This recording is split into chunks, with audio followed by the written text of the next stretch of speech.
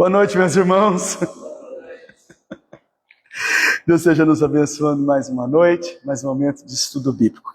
Queridos, eu quero convidar você a abrir a palavra do Senhor lá no livro dos Salmos, no Salmo de número 76. Salmo de número 76, para nós darmos início ao nosso estudo bíblico nesta noite.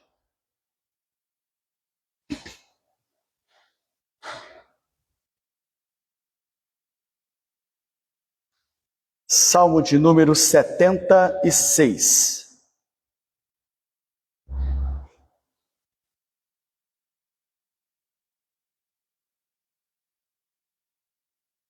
A palavra do Senhor, queridos, vai nos dizer assim neste Salmo de Asaf: Conhecido é Deus em Judá, grande o seu nome em Israel, em Salém está o seu tabernáculo e em Sião a sua morada. Ali despedaçou ele os relâmpagos do arco, o escudo, a espada e a batalha. Despedaçou. Tu és ilustre e mais glorioso do que os montes eternos. Despojados foram os de ânimo forte, jazem a dormir o seu sono, e nenhum dos valentes pode valer-se das próprias mãos. Ante a tua repressão, ó Deus de Jacó, paralisaram carros e cavalos. Tu sim, tu és terrível. Se te iras, quem pode subsistir à tua vista? Desde os céus fizeste ouvir os teus juízos, tremeu a terra e se aquietou. Ao levantar-se Deus para julgar e salvar todos os humildes da terra, pois até a ira humana há de louvar-te, e do resíduo das iras te cinges. Fazes voto e pagai-os ao Senhor, vosso Deus. Tragam presentes todos os que os rodeiam, aquele que deve ser temido. Ele quebranta o orgulho dos príncipes, é tremendo aos reis da terra. Amém, irmãos?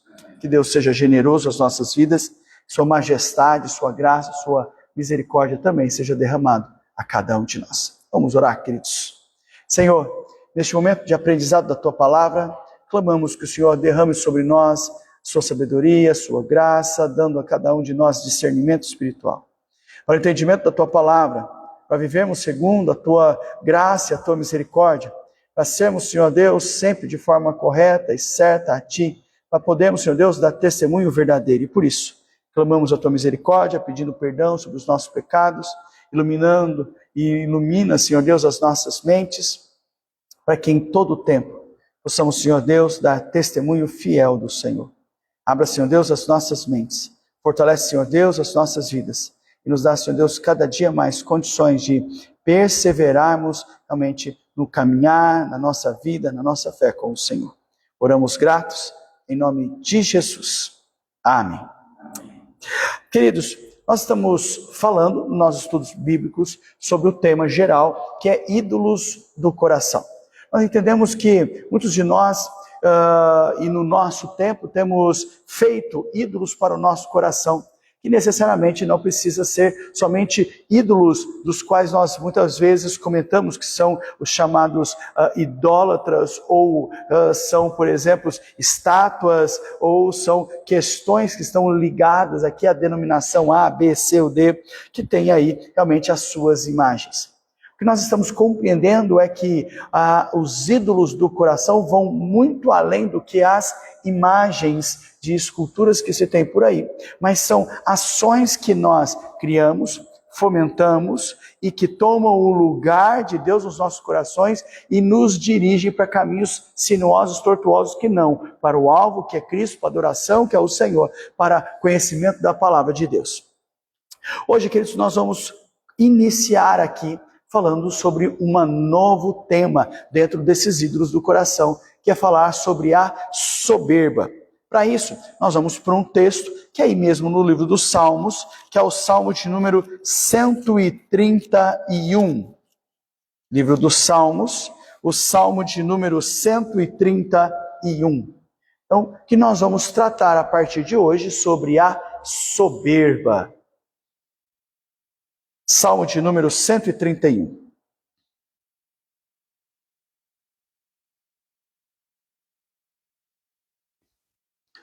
palavra do Senhor, neste Salmo, Salmo 131, vai nos dizer assim, é um cântico de romagem, né? Salmo de Davi. Sobre o cântico de romagem, lembrem-se que é o cântico que as pessoas saíam das suas casas, iam encontrando umas às outras e iriam cantando esses cânticos em direção ao tabernáculo do Senhor, onde eles iam louvar, adorar, clamar a Deus a sua misericórdia, apresentar os seus sacrifícios diante de Deus. Então esse é o cântico de romagem. Estão em romaria, né? Estão saindo das suas casas e indo para o tabernáculo. Então ele vai dizer o seguinte: Senhor, não é soberbo o meu coração, nem altivo o meu olhar, não ando à procura de grandes coisas, nem de coisas maravilhosas demais para mim.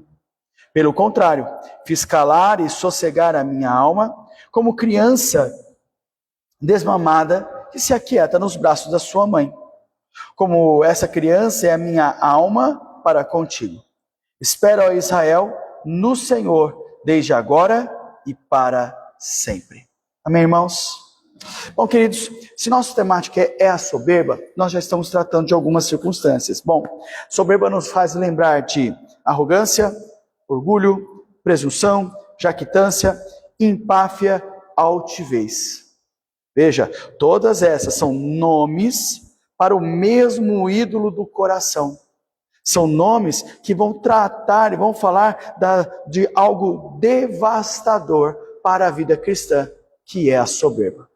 Então, quando a gente fala sobre arrogância, orgulho, presunção, jactância, empáfia, altivez, são todos eles nomes similares aos ídolos, ou ao ídolo, da qual devasta a vida cristã, que é aquilo que nós vamos tratar hoje, que é a soberba.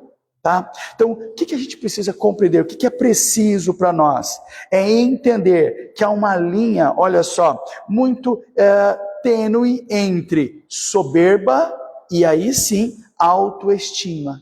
Quando a gente fala que é uma linha muito tênue, é uma linha muito próxima da outra. Tá? Grudado uma na outra, de forma que, se eu não tomar cuidado, eu passo para o lado de lá sem nem sequer perceber. Eu deixo de ter autoestima e passo a ser soberbo, tá certo? Sem nem sequer perceber que eu estou sendo soberbo. Então, o que nós precisamos ter? Uma visão correta. Sobre quem? Primeiro, sobre nós mesmos. E ainda assim, sentir bem, reconhecer a graça de Deus, buscar a misericórdia de Deus, para que Deus sim nos assista e haja a nosso favor. Para que eu e você não sejamos, dentro dessa linha tênue, possamos ultrapassá-la de forma tão fácil a não perceber que estamos deixando de ter esta ideia que é a ação de buscarmos aí essa autoestima e aí sim sermos soberbos. Então veja, a autoestima é reconhecer a graça de Deus, a misericórdia do Senhor, termos uma visão correta e certa de quem somos nós, tá certo? E o quanto nós dependemos de Deus. Isso sim é autoestima, tá? Porém, a outra coisa é um pensamento presunçoso sobre cada um de nós. É nos achar melhor do que tudo, é nos achar melhor do que todos. Este é o pensamento que identifica a soberba. Isso é ser soberbo. Okay? Então ele vai dizer que, sobre a nossa ótica, tá? De forma bem segura, Davi foi um dos personagens da história, de forma bíblica, tá? Que mais tinha razões, por exemplo, para ser um homem orgulhoso. Olhando biblicamente tudo que Davi tinha, a gente poderia dizer o seguinte, que Davi tinha tudo para ser um homem orgulhoso. Tá? Quando você olha para a sua história, ele vai dizer que ele era um sujeito pequeno, aparentemente fraco, que derrotou um gigante filisteu, que era a grande ameaça para o seu povo lá naquele tempo. O que mais que a gente tem? Que ele era o mais novo de 8 irmãos e foi escolhido para ser rei de Israel. Rei que, apesar de ter cometido grandes falhas, chegou a ser chamado homem segundo o coração de Deus. Ele era grande compositor, belo de aparência, ele era um general talentoso, ele era um rei conquistador. Bom, a gente pode dizer que Davi era então um rei, era então um homem singular. E quando a gente olha para todas essas características, a gente poderia dizer o seguinte: nossa, Davi sim tinha tudo para ser um homem soberbo. altivo, arrogante, né? Presunçoso, orgulhoso de si mesmo, esquecer-se totalmente de Deus e encher-se então de si mesmo. Mas veja só, apesar de todas essas qualificações, ele não permitiu-se se contaminar com o veneno da soberba. Ele não se deixou enveredar-se pelo caminho da soberba e se achar melhor ou maior do que os outros, a tal ponto disso dominar a sua vida e não ter condições de arrependimento e não ter condições de olhar para trás e dizer, nossa, eu preciso voltar para o caminho do Senhor. Ok? Então, o texto da nossa lição, que foi Salmo 131, ele vai justamente, já no primeiro versículo, afirmar o que para a gente? Ele diz, Senhor, não é soberbo o meu coração, nem altivo o meu olhar, não ando à procura de grandes coisas, nem de coisas maravilhosas demais para quem? Para mim. Então ele está justamente afirmando aquilo que Davi entende, compreende sobre ele. Ele diz, Senhor, a tua graça me basta, tua presença é maravilhosa para mim. E não sou eu que dirijo, que conduzo, mas é a sua graça, a sua misericórdia, que renova, que restaura a minha vida. E ela sim é gratificante, e ela sim é excelsa, e ela sim é soberana na minha vida. Tá? Então, o que nós temos aqui é a resposta da oração. Tá? O próprio Davi ora lá no Salmo 119, para que o Senhor o livrasse da sua soberba, dizendo o seguinte, olha, também da soberba guarda o teu servo, que ela não me domine, então serei irrepreensível e ficarei livre de grande transgressão. Salmo 19, versículo 13. Então, lá no Salmo 19, ele faz um clamor, um pedido a Deus. Aqui no Salmo 131, ele já traz gratidão a Deus diante da resposta que ele já está tendo diante de Deus, daquilo que ele clama e daquilo que ele tem suplicado.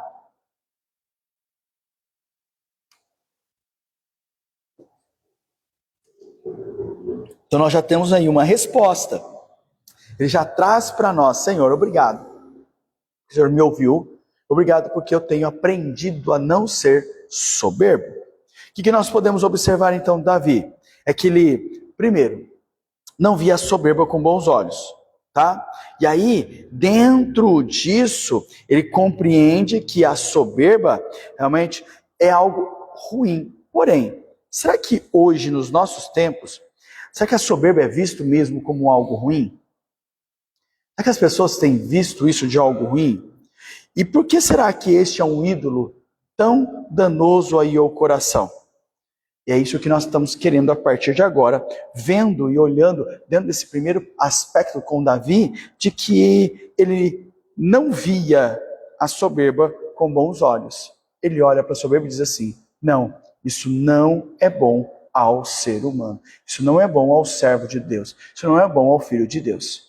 O problema todo aqui no nosso tempo, será que é assim que as pessoas entendem? Vem.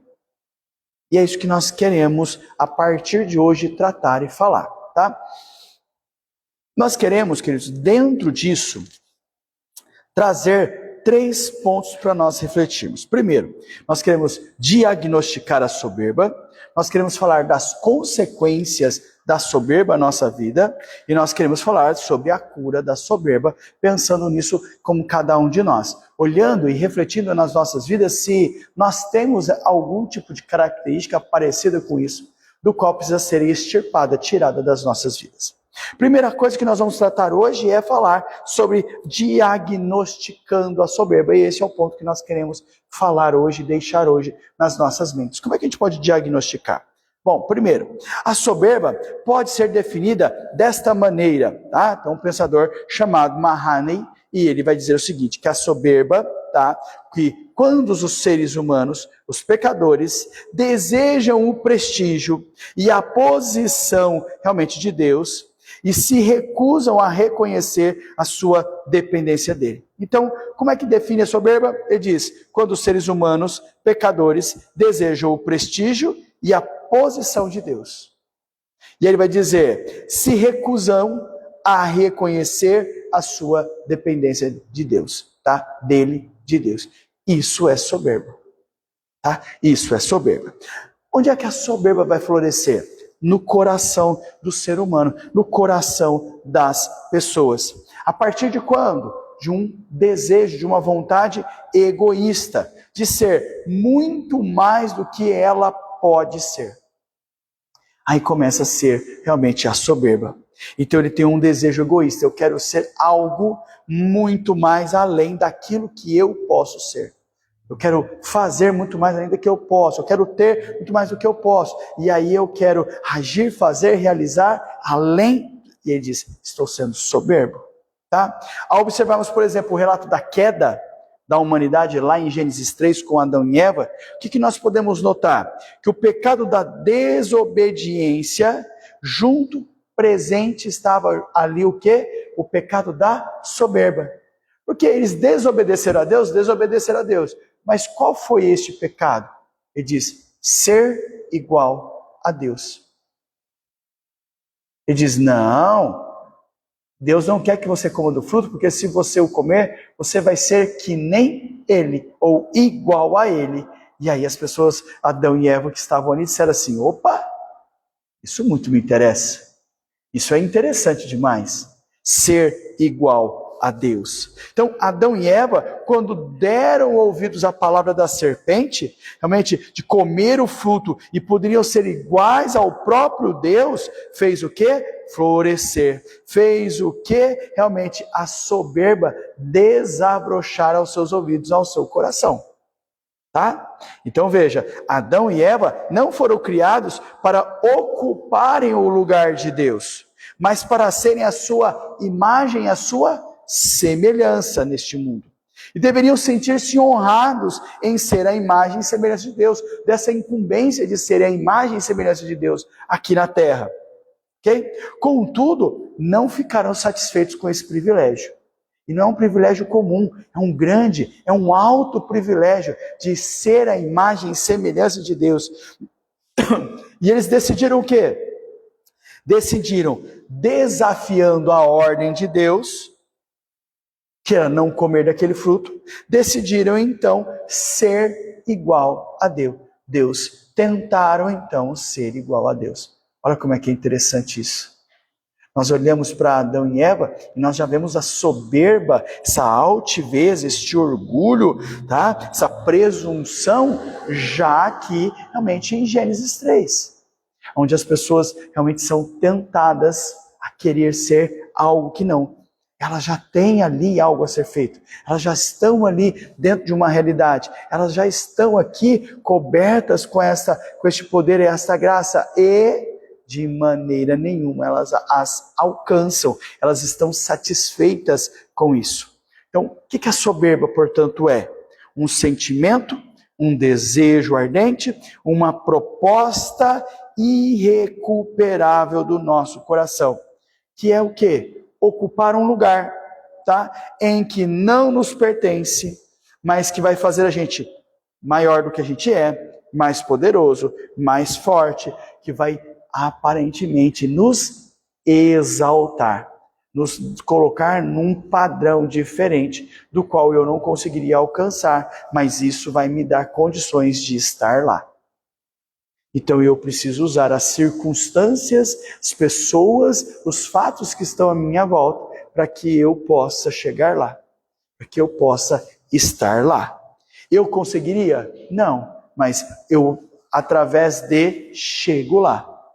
É isso que ele está trabalhando para a gente. Bom, o fim é conquistar tal lugar. E aí nós já passamos o quê? A crer que nós estamos nele.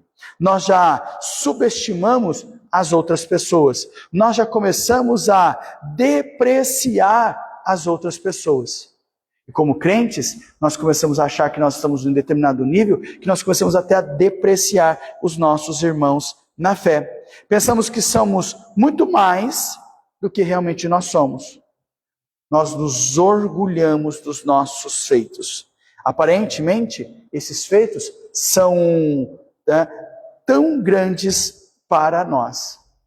E a gente acha que a gente começou a ser melhor do que os outros. E a gente começa a desprezar, a colocar e a olhar as pessoas como se estivesse de cima. Né? É isso que ele está trabalhando. Então, o que a gente pode trazer aqui? Tá? Nós assumimos então uma vida que não é nossa. Isso que a soberba faz. Eu assumo uma vida que não é minha. Eu estou fazendo algo que alguém me proporcionou. Estou agindo como algo que alguém é que está fazendo, mas não sou eu. Tá? Então eu estou realmente fazendo o quê? Assumindo uma vida que não é nossa. Estou cultivando no nosso coração o desejo que todos me sirvam. Isso é soberba. Eu acho que todo mundo tem que fazer aquilo que eu quero. E se não fizer, os outros estão errados. Você entendeu? Você vai parecer que, sabe o quê? Com o filho, quando o filho ele é... como que é? Mimado.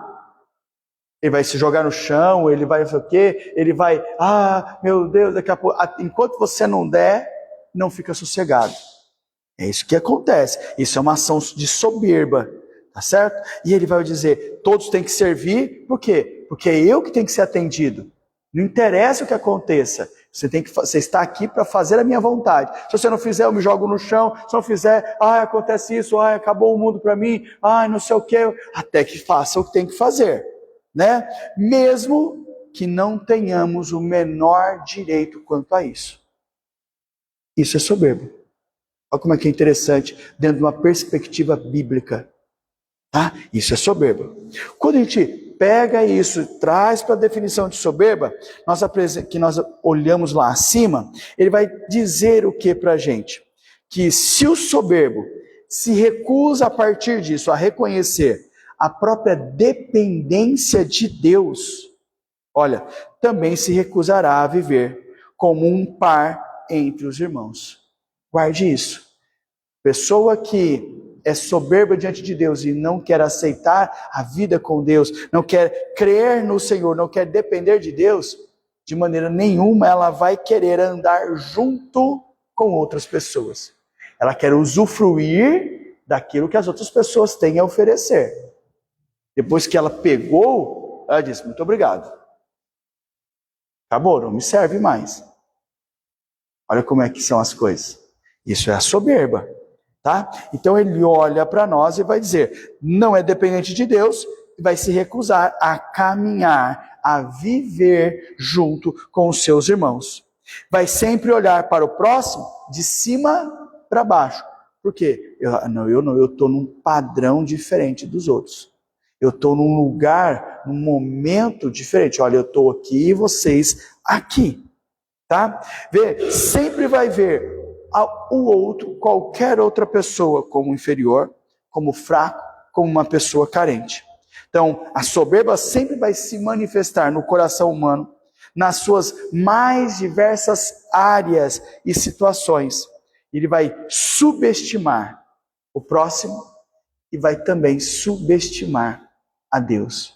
Olha como é que é interessante. Tá? Vamos lá para Provérbios, para a gente caminhar aqui para o fim. Vamos fechar hoje? Provérbios 21, 24. Então, tentando aí diagnosticar a soberba dentro das nossas vidas, ou sobre pessoas soberbas, não são nada, querem tudo, não conseguem produzir, mas querem que seja produzido para eles, para que elas possam ter, não chegam, não são donas, não, mas querem assim agir. Tá? Provérbios 21, 24. 21, 24. Olha como é que a palavra de Deus define o soberbo.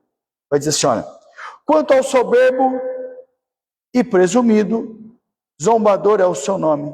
Procede com indignação e arrogância. Quanto ao soberbo e presumido, zombador é o seu nome. Procede com indignação e arrogância.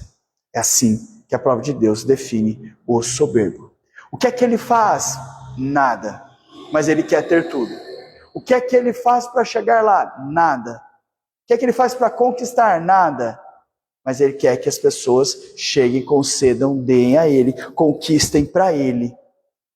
Ele gosta de viver perto dos outros? Não gosta. Ele acha que é melhor do que os outros? Acha que é melhor do que os outros. Mas não é capaz de mover nada para galgar lá.